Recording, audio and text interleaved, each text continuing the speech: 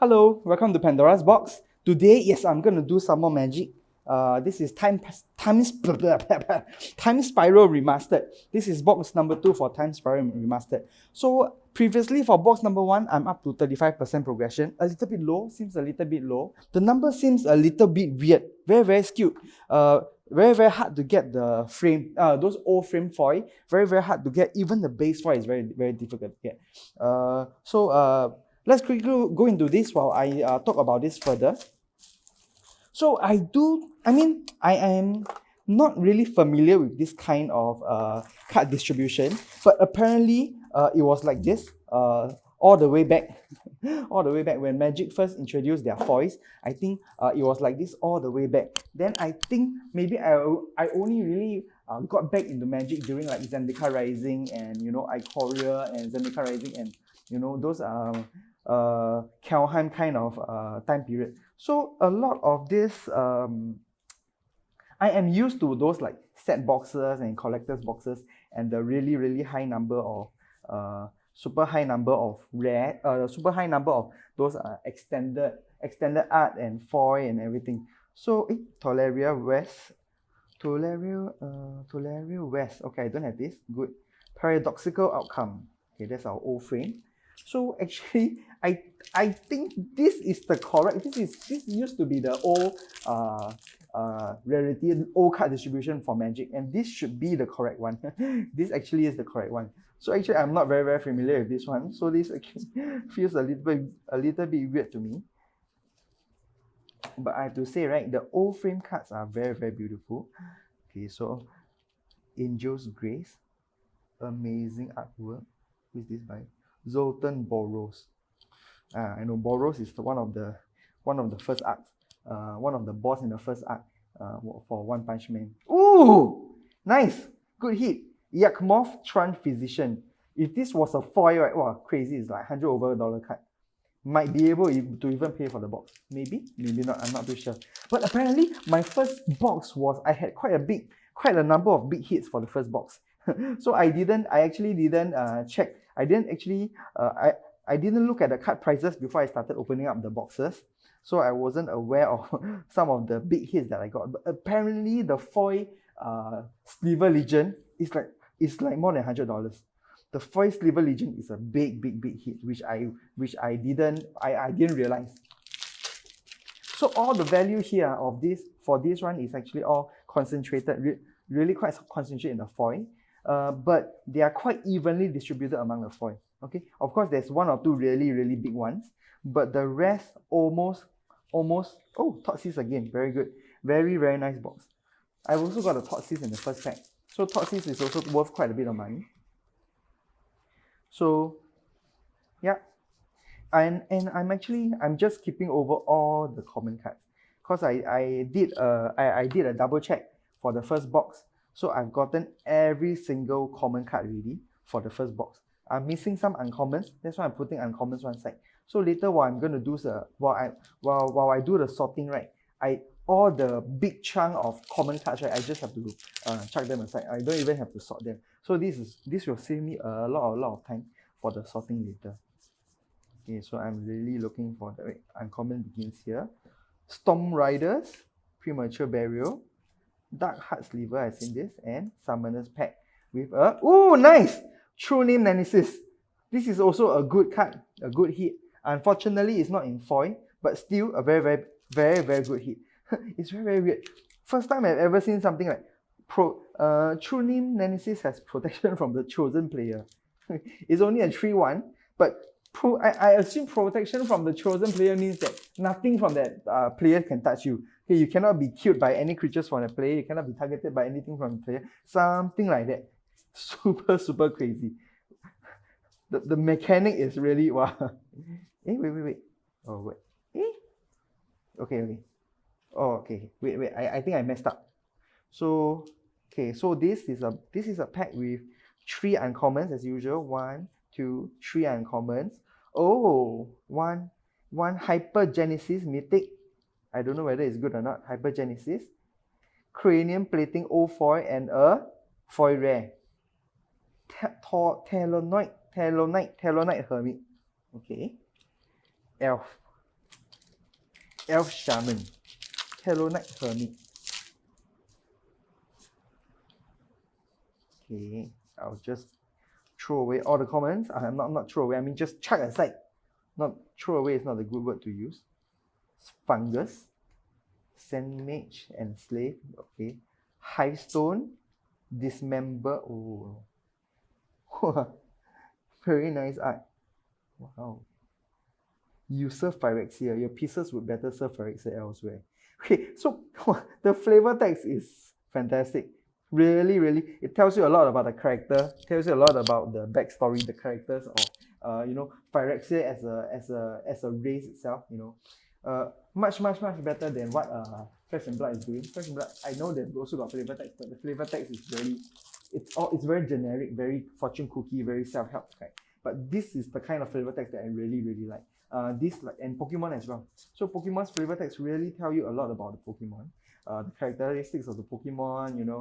Gives it a bit of personality, gives it a bit of how do I say? Gives it a bit of character. So that's how I think really flavor text should be done. Even though Card 5 Vanguard has also got flavor text, some of the flavor text is also it feels a bit usually Card 5 Vanguard, right, the flavor text is like the character itself, maybe just like talking or having a small little quote or something like that. And Jaya Ballad, Task Mage. Oh, nice. Very beautiful. Nice waifu, very curvy. She looks very, very experienced. Yes. And a Mystic Confluence. So flavor text for Card 5 Vanguard cards, I think they're trying, but it's not there yet. I don't think it's really there. The weaker one is actually Flesh and Blood, but at least Flesh and Blood has got flavor text. There are certain IPs, right, which do not even, what is that? Oh, that's so trippy. Strict Maw, what is like? Wow, which is the top side? That's so trippy. Nice. Elemental is a snake, but it's a summon elemental. But certain IPs, okay, I'm gonna roll back to Final Fantasy again. Certain IPs like Final Fantasy do not even bother to have flavor text. They just rather leave the whole text box blank. That's why that was one of the worst ever TCGs I ever reviewed. Maya Boa. Okay, nice, very beautiful art. Okay, I've got a boa, I've got a snake, I've got a stingray, another sliver. There's a new one, I've never seen this before. Cautery sliver, and Visuva. Okay, nice mythic. I already got this, but good. Anchor of the Gods, I've got this as well. So apparently some of the old foil are also common. Some of the certain old foil are also very, very easy to get. I think. Oh yeah, and around this time, okay, so I'm opening this, I'm doing this pack opening in this is what was it? This is March 2021.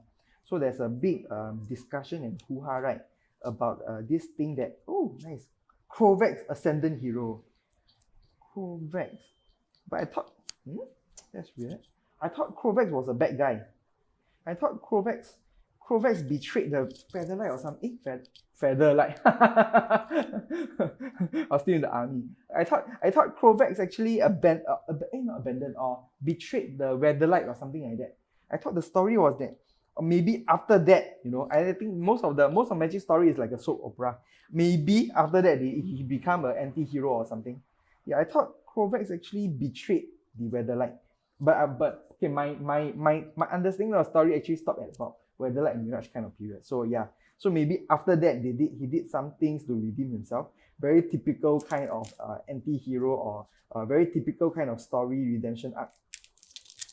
Krovex Ascendant Hero. Next is, let's see. Oh yeah, I was talking about the Universe Beyond. The universe. Okay, so I mean there's a bit of backlash and pushback from the Magic community about Magic is like I mean generally the community is what I feel is that the community is resisting change. But personally, from my point of view, I think it's a fantastic move. It's a Chalice of the Void, very nice. It's a very, very good move, very, very fantastic move, because I do think that Magic itself cannot afford to stay stagnant. Magic cannot afford to stay stagnant. Okay, I know people always like to come back to harp on nostalgia. It's like, oh, this used to be like that. This was how it was way back when, and I liked it. I liked it when it was way back when. But if you imagine, if Magic never moved on, if Magic was still back in the 1990s, still coming out with cards that are sort of alpha, beta, and unlimited kind of cards. I do not think that it will. This one is this is a reprint from Double Masters. I've seen this in Double Masters, so I'm quite sure this is a reprint from Double Masters. Tessagor the Golden Fang. Wait, this one comes here. This one comes here. Oh, I messed up. Okay. So this is reserved for all the mythics. Okay. So like, for example, people will also say like old frames like this are beautiful. Sometimes when I open this one, I think that the old frame is so much more beautiful, right, compared to the new frames. I do think that the old frame is more beautiful compared to the new frame. But then that is actually part of nostalgia that is like sort of like clouding my emotions. And after this is box number 2 already. I do feel that objectively speaking, right, I do think that the new kind of frames, right, this kind of frame is actually better than old frame. Old frame is really nostalgia, but it does really look dated, and I do think that the new frame is better. But of course, I think the best ones, right, the best frame out there right now are all the extended arts. And I know a lot of TCGs are moving towards that. And this, nice Lotus Bloom, Palace Jailer. This is I know this guy. He looks very familiar. Yeah, he's the spider. He's the spider from Game of Thrones. I forgot what's his name. He's got he's the spider. And then he's got a lot of informants, who he calls little birds. Very, very good friend of Tyrion. Palace Jailer. I know this one. Okay, and then a foil common. The spider. He's masquerading as a Palace Jailer here. So I do think that the best frame right now is all the extended art. Like even for some of the Cardfight Vanguard, right? Some of the frames from Cardfight Vanguard is Pack of Negation again. Very nice. Very, very okay. But maybe let me quickly just grab something. Can I see if I can grab something from Cardfight Vanguard? Oh no, nothing's within reach. Oh no, nothing's within reach now. Okay. So because I do think that the main draw for cards like this, right? For me, I mean at least for me, right, the main draw is actually the artwork itself, the artwork. So by maximizing the artwork, right? So everything else other than the artwork, right? Everything else is these are all, how do I say? Unnecessary. I would say Miri, because I thought Miri was a good guy. I thought Miri was one of the good guys, and then Krovex was one of the bad guys. Miri the Curse. This is really like a soap opera. Really? Right. Jorah. Very beautiful Jorah. Not my favorite Jorah art, but still very nice, very beautiful. But the foil, look at the eyes. Look at how the eyes shine. Oh, look at the cleavage also. Very nice. Good waifu.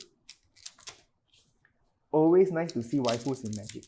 Not very common. Waifus are not very common in Magic. So it's always nice to see them. And like I was saying, okay, so Magic cards, right? I want to see more of the art. I don't want to see I do not want to see text boxes and all these borders and all these things. Give me as much art as possible. So I do think that's why I think that the extended art is the way to go. I think in the future, extended arts are going to be like the standard. Extended art will be even all the common cards, right, will all be extended art. That's what I feel. And this is actually what this is the direction that like certain IPs like Card Fight Vanguard, right? Certain IPs like especially from Bushiroad and all this, right? They have already gone into Fragstones of Trochia, very nice. Past in Flames and a Spider. Okay, so I forgot to put this. I forgot to take out the token. That is the way to go. I really do foresee. And what is gonna replace the extended art right now? Because right now the chase cards are the extended art and the extended art foils. So I believe they might follow Card Fight Vanguard in the sense that oh no, I messed up. Oh no.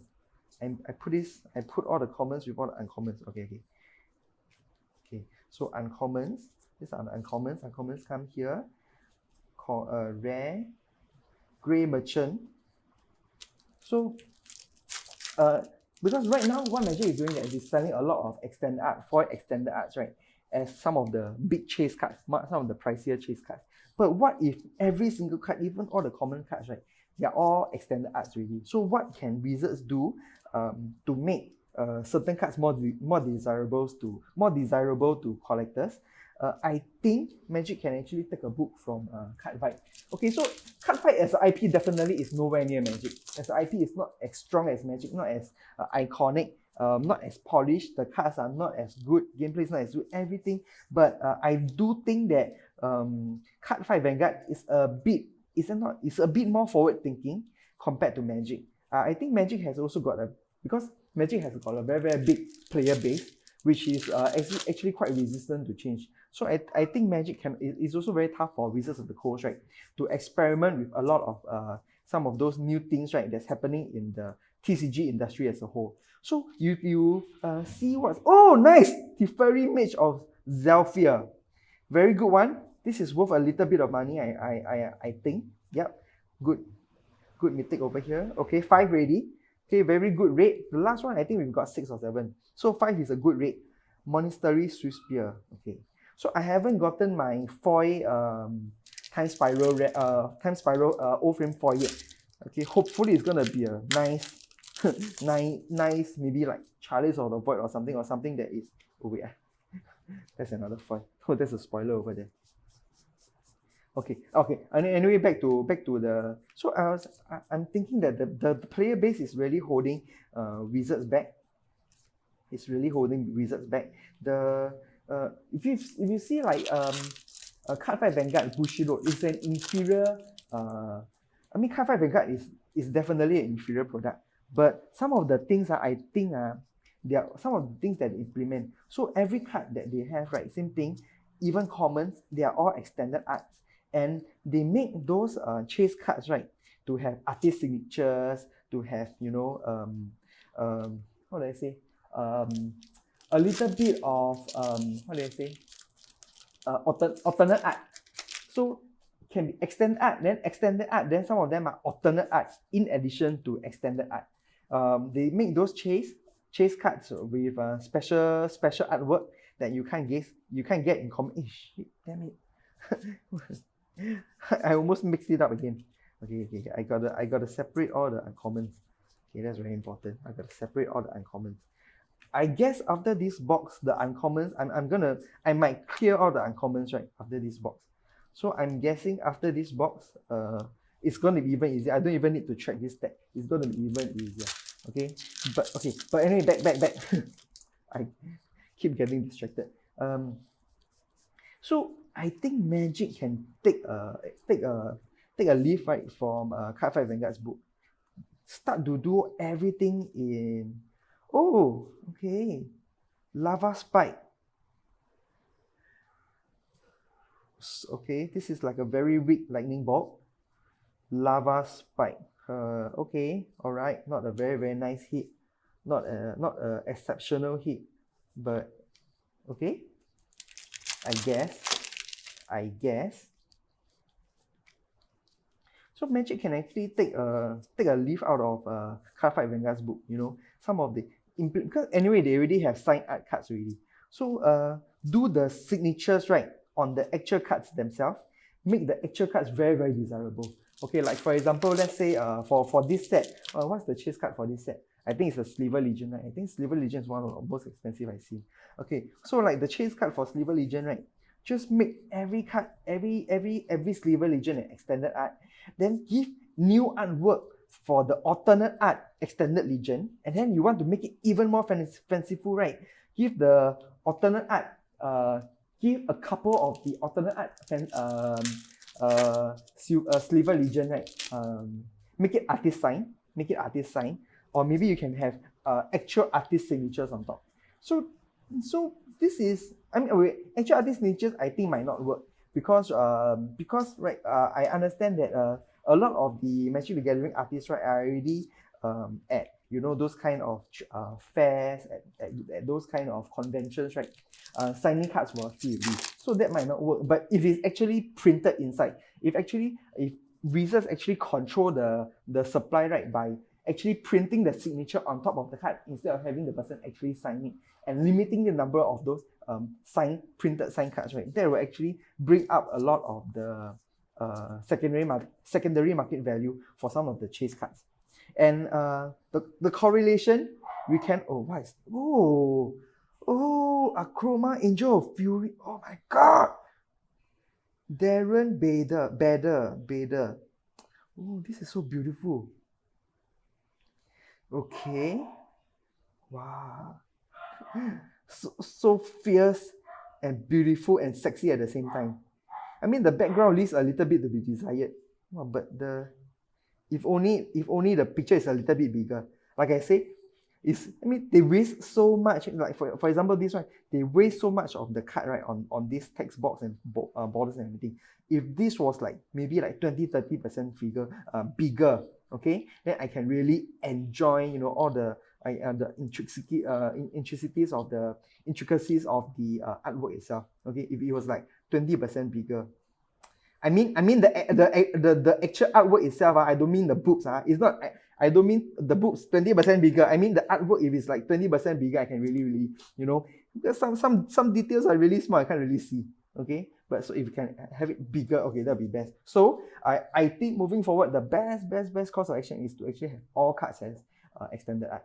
That will be from my point of view lah, my opinion, that will be the best path moving forward. Okay, last one. Okay, let me take out all the uncommons over here. Common Spellburst. Have I seen Spellburst? I think so. Upblade and Eric's daughter again. Hello, Eric's daughter.